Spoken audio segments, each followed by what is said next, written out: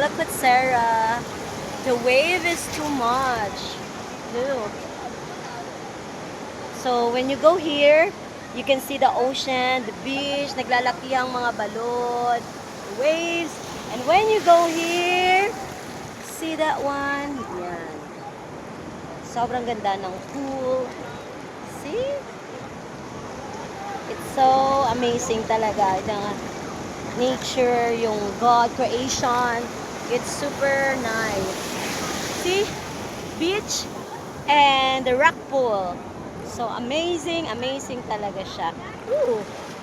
Ayan. Diba? Scary lang. They have 3 and 12 feet there. Here, the wave is coming. Hi!